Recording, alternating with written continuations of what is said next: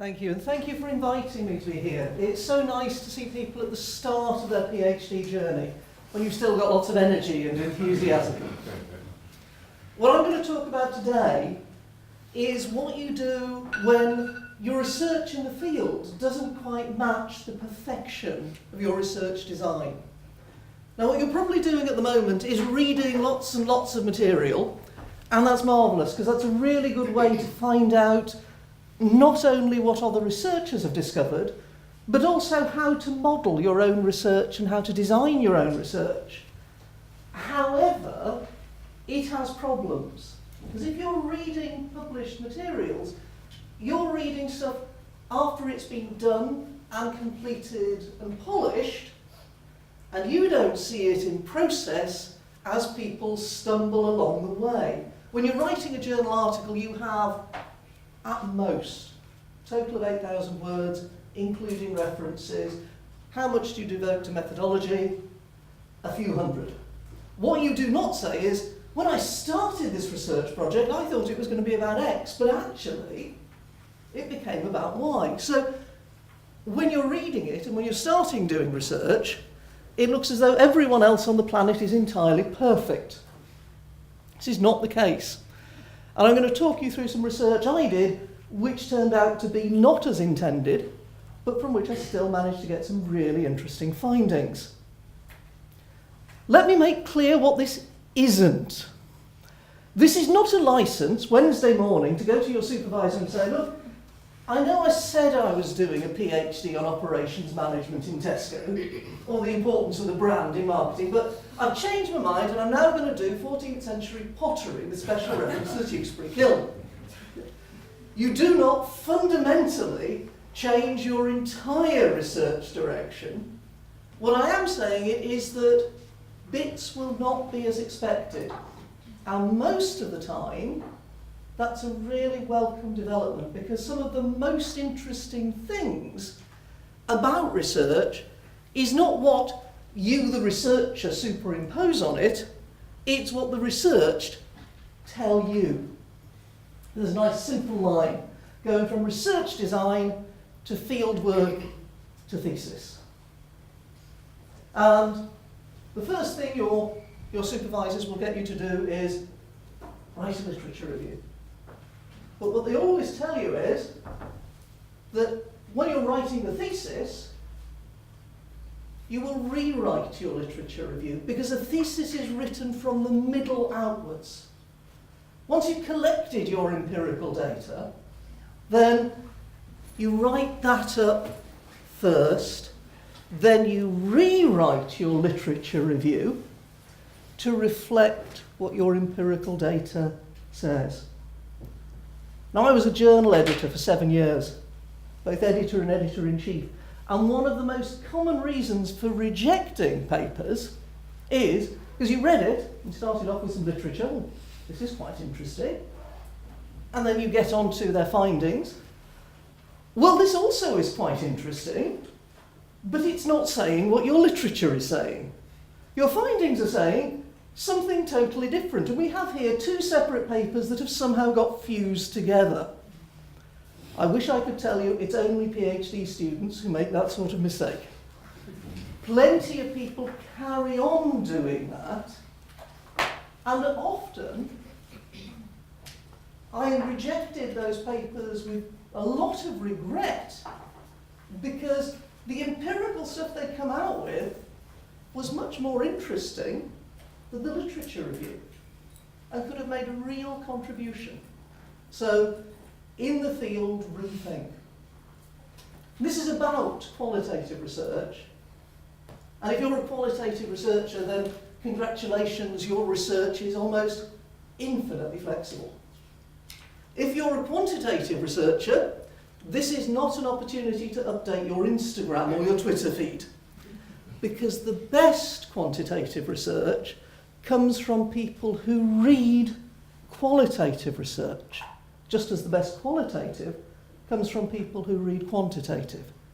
The best survey questions are designed by people who've read the qualitative detail of what happens in organisations and in economies and in structures, and know what questions to ask. So if you want to produce the best research of whatever kind, don't channel yourself too narrowly into your own chosen method.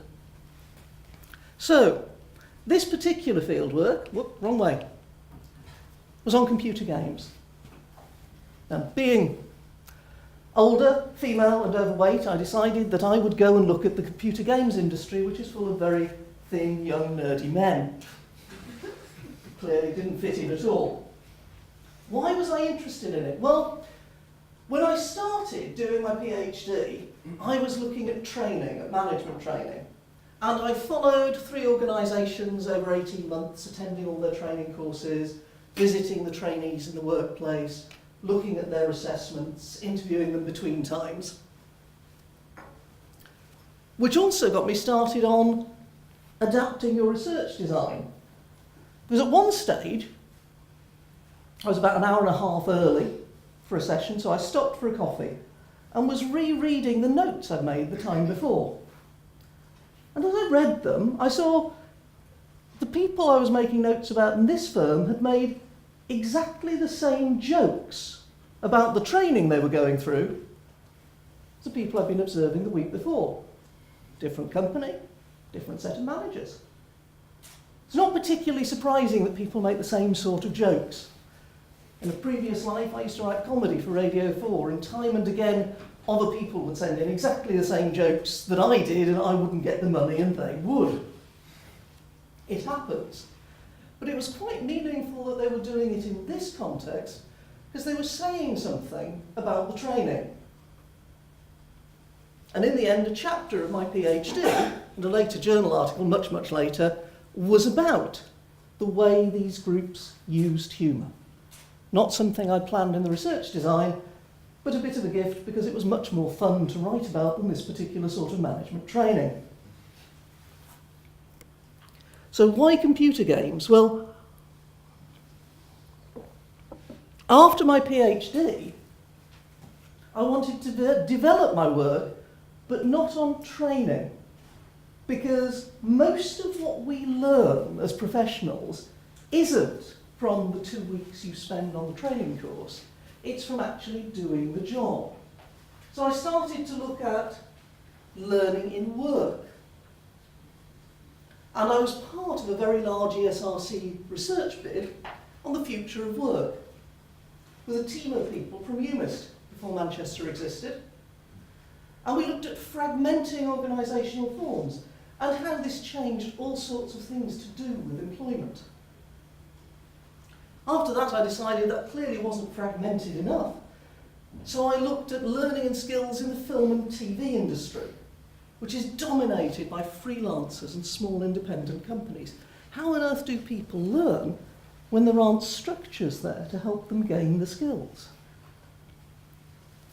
After film and TV, computer games offered some interesting theoretical contrasts. In film and TV, most work is freelance. The industry is becoming increasingly dominated by people hired on a project basis. In computer games, most work is full-time. Games companies tend to be quite secretive about what they do, so they want people in-house on full-time contracts. It's not quite as secure as you might imagine, because they're also vulnerable to all sorts of things, including the game not taking off, the publisher dumping them, so people will quite often get made redundant and go round to another games company, but notionally, it's full-time and permanent. In film and TV, technology moves fairly slowly. Not as slowly as all that, and there's been massive developments with camera, which change the way people are employed and the way they use Teams. But in computer games, not only does technology move really fast, but it is also the thing that many firms compete on. We have extra technological bangs and whistles. Our graphics are better, our characters can do more, and in different ways, than previous games. That's often what they're selling. So in terms of setting up a contrast between two sets of creative industries, computer games seem to offer a really interesting route forward.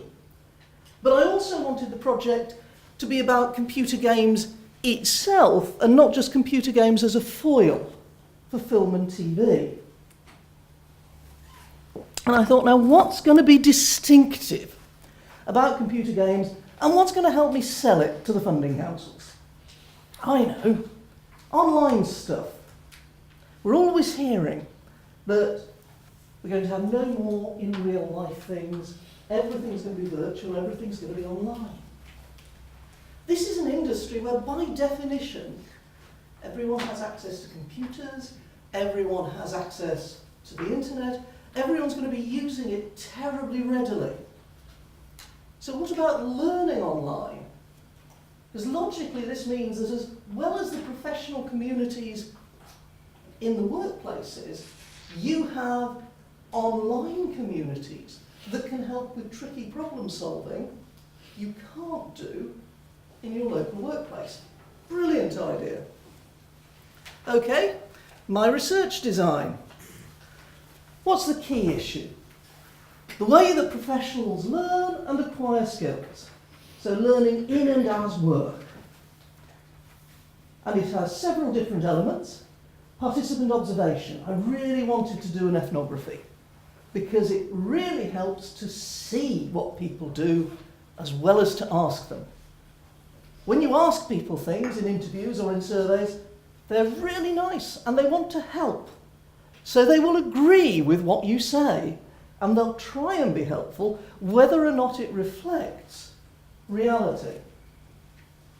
Then I wanted to look at internet use groups and see how the virtual problem solving interacted with the day-to-day problem solving. And then of course semi-structured interviews, always really nice and helpful. If you're going to be going into the detail of research and the ethnography, semi-structured interviews can help give you an overview of the sector and of practice elsewhere. And using multiple sources would mean that I could triangulate my findings from a whole host of different areas. So far, so good. I wrote it up, I sent it to the SRC, they liked it, they gave me money, I set about doing my research. And one of the easiest things to start with was looking at the internet use groups. So I went online, I signed up for an awful lot of use groups, and I spent night after night trawling them and looking for what the conversations were about and what problems were being raised and how people were sorting them. Gosh, it was dull. It was really boring. On pretty much all of them, the problems were things like, oh, I fancy starting in animation, what sort of kit do I need? Some helpful person will come and post, oh, this is the sort of kit you need, and if they were being really helpful, this is what you need when you're starting out, this is what you work your way up to. Yeah, this is what you might get when you're a real established professional. Yeah, well that's fine, but I can't imagine myself writing all that much about that.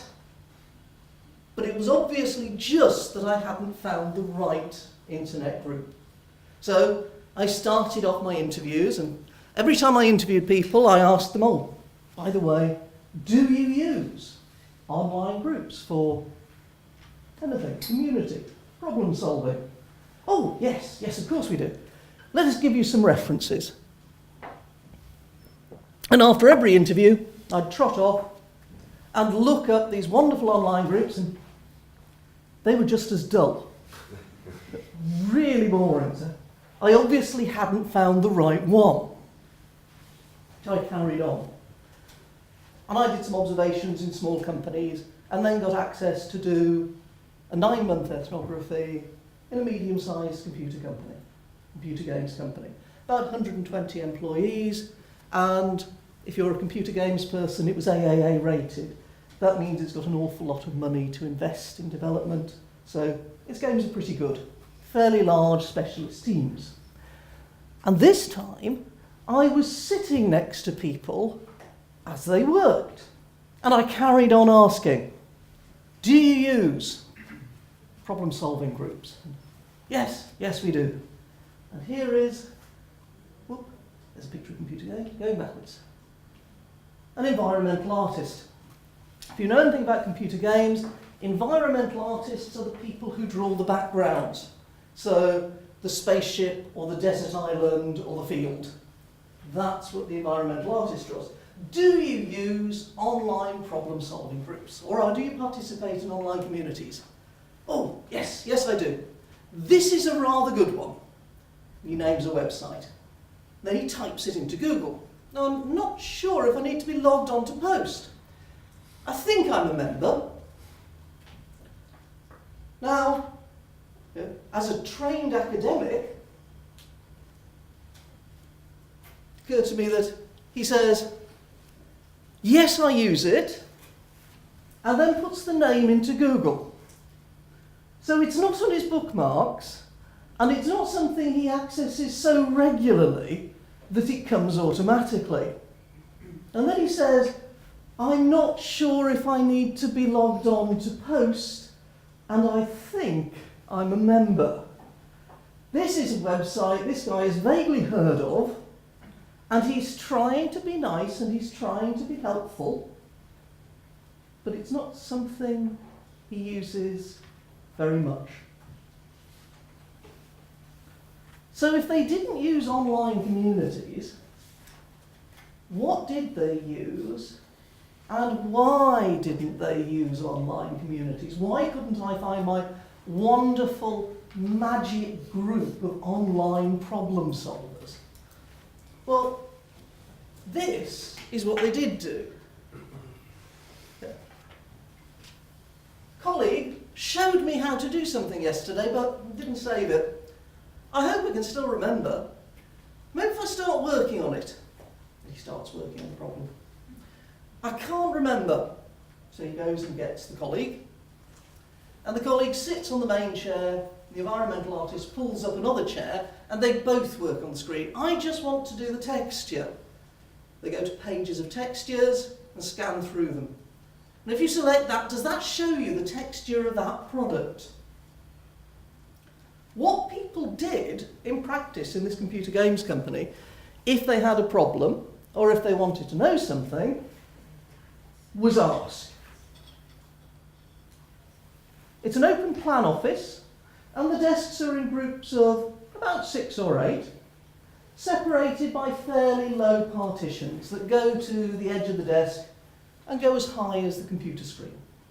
So it's pretty easy to lean over, to stand up, to say something, or to go and get someone you know is pretty good at it. And there was an awful lot of activity around this in this company. Unfortunately, I write everything down. Absolutely everything. So what people did, they've got a problem, they curse a bit at their desk, and people look round and come and ask. Or they go and find someone. And if it's a really interesting problem, it's fairly common to find about half a dozen people standing around the desk going, oh, yes, try pressing that.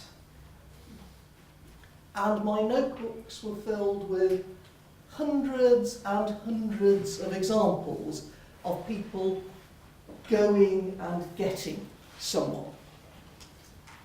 Here's more. Going and getting someone.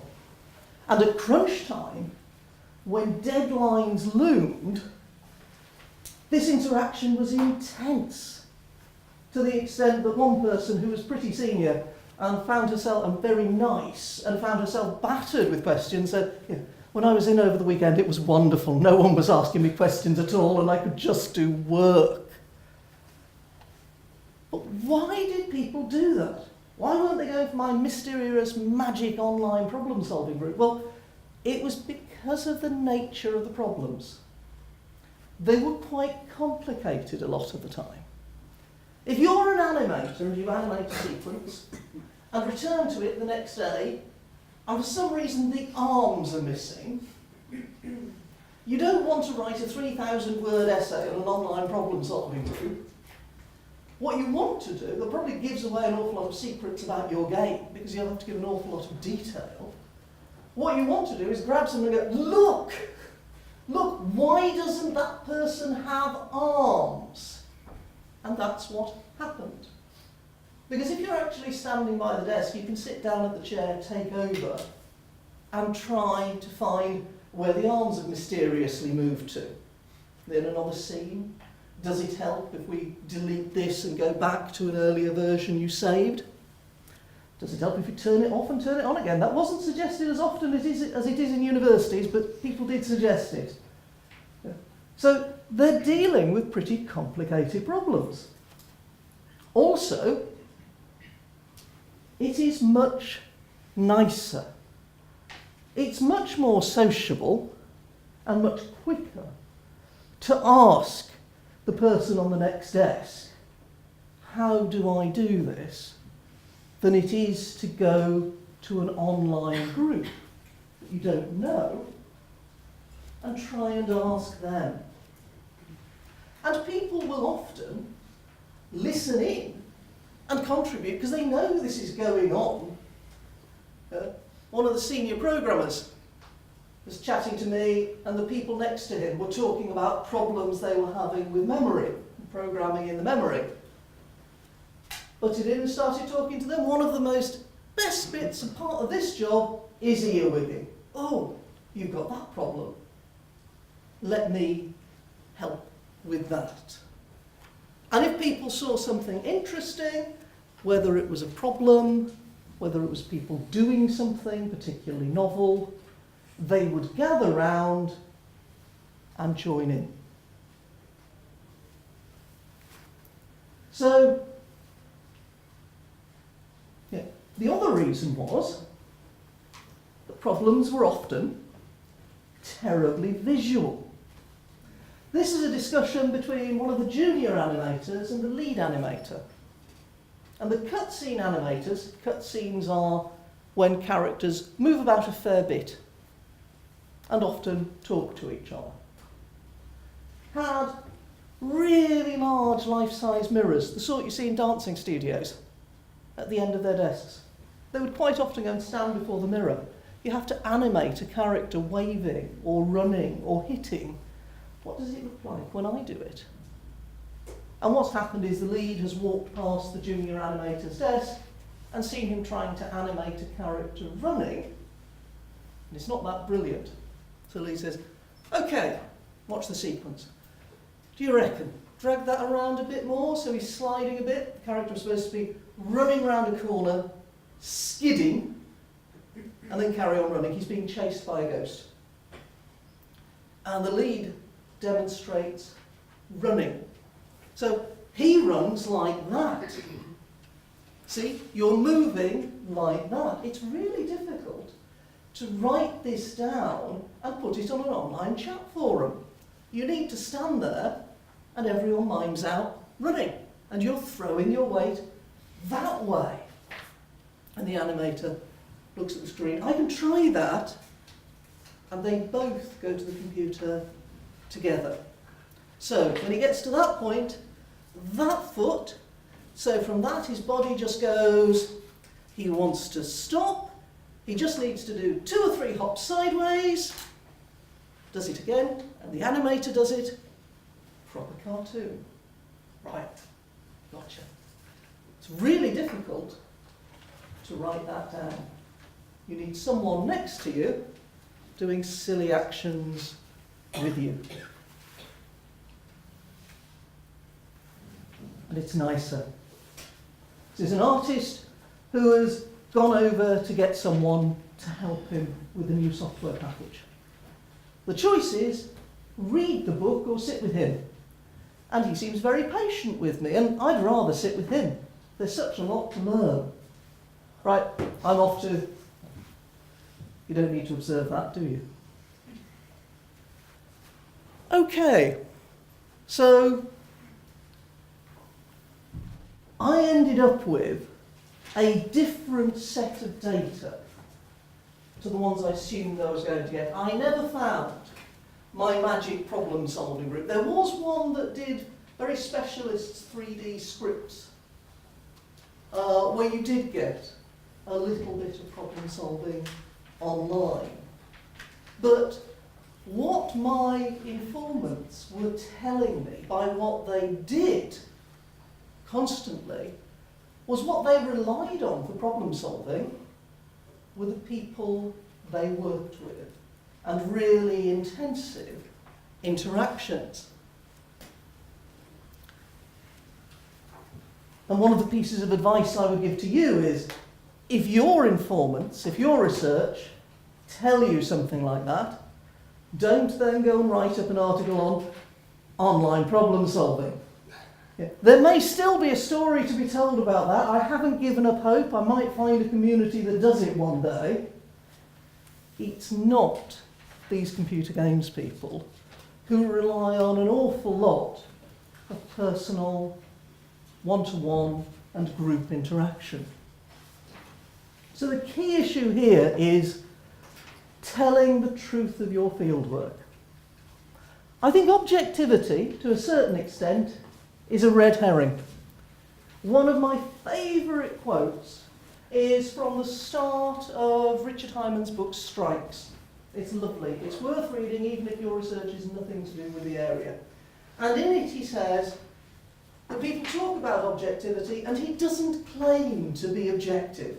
He has very strong political views about strikes, and that's the reason he's interested in them. But he will always be truthful. So it is fine to go into your research with particularly strong views about what you are looking at, but if your research tell you or show you over and over again that life is just that little bit different to what you thought it would be when writing your research design, listen to them, because it's probably much more interesting than the research design you wrote at your desk late at night when you were frantic to get through the PhD transfer process. It's not the researcher's preconceptions, but what the researched are saying or doing. And take good notes. Everything is material. Nothing is wasted. I didn't know when I was writing down all the jokes that people told during the sessions I observed doing my PhD that it would provide a publication. I wrote them down because I was writing everything down, and also I thought it might provide a bit of light relief during transcription. But everything is relevant, so write everything you can down. And you need to be familiar with your notes. These days, loads of qualitative researchers will use computer software packages to analyse the material and to pull out quotes. And there's great things that those software packages that Envivo and their ilk can do that it takes much longer to do as an individual, and it can pull material together in tables and remind you of where things are. But ultimately, there isn't a substitute for you reading and rereading your material and thinking about it as a whole. Because these software packages can't do your thinking and your analysis for you, so be very wary of depending on them too heavily. Final encouraging bit, whatever is different, whatever goes wrong, whatever comes out not as you expected, is probably only part of your research. We are not talking, as I said at the start, about totally changing everything. We're talking about one element not being as expected and possibly being a bit more interesting. Okay, thank you very much.